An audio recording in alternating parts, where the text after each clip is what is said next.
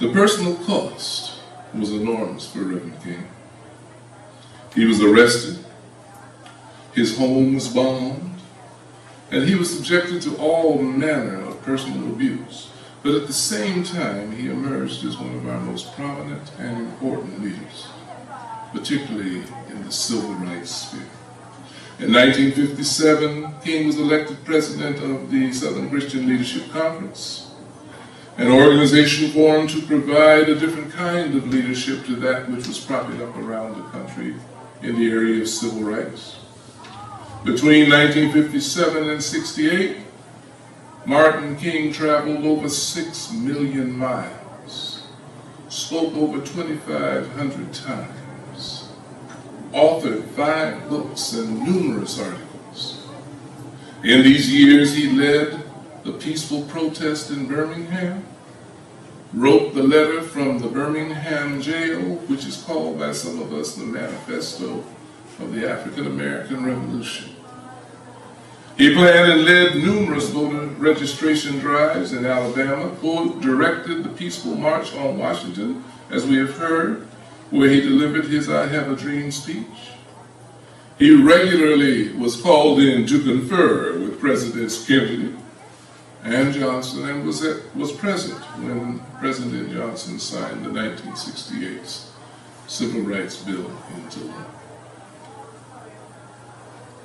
He was arrested 20 times, assaulted at least 4 times, and one time almost killed. He was awarded 5 honorary degrees. He was named Man of the Year by Time magazine in '63 and in 1964. One of the proudest moments of our lives, particularly my life, he was awarded the Nobel Peace Prize.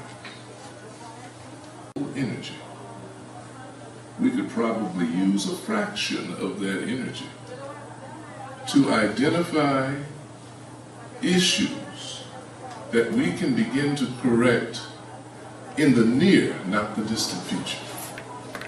I would suggest to you that we should, with the blessings of administration and with faculty and with staff, come together to identify and address structural racism.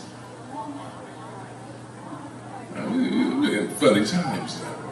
Every time you look around, somebody is saying something that they have to say, "Oops, I'm sorry. I didn't mean it." And it could be honest. Nobody has been around checking what you think before. You can sit in the midst of all of your black folk friends and think what you want to think. But now people feel like, when Obama got elected president, I noticed that everybody started coming up and wanting to talk to me in public places. I was wondering what that was all about.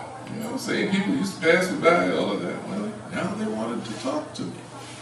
And when you engage folks, black, white, Hispanic, what have you, in conversations of depth, and when they began to talk about what they really feel, you want to encourage folks to talk about what they really feel, but when you do that, you have to be prepared to hear what they really feel.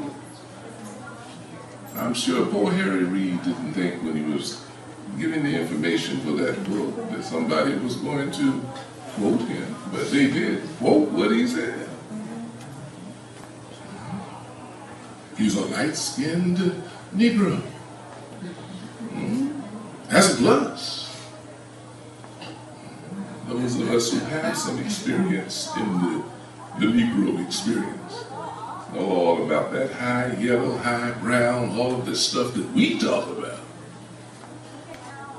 We weren't the only ones talking about it. There has been a caste system within our class system in this society, and now people are beginning to acknowledge it.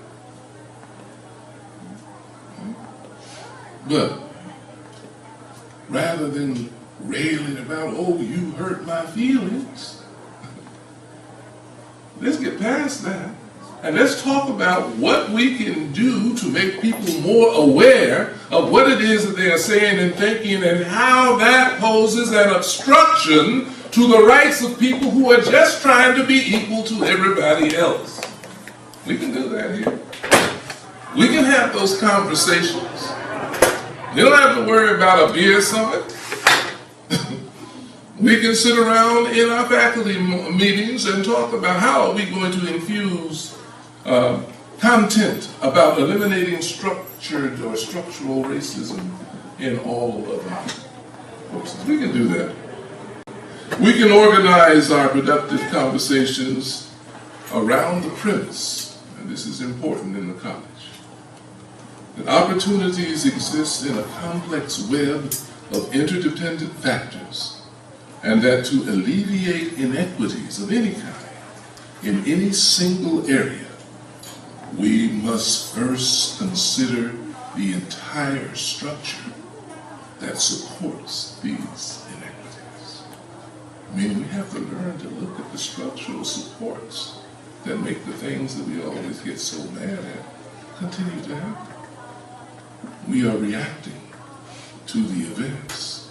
We are not looking at the structure.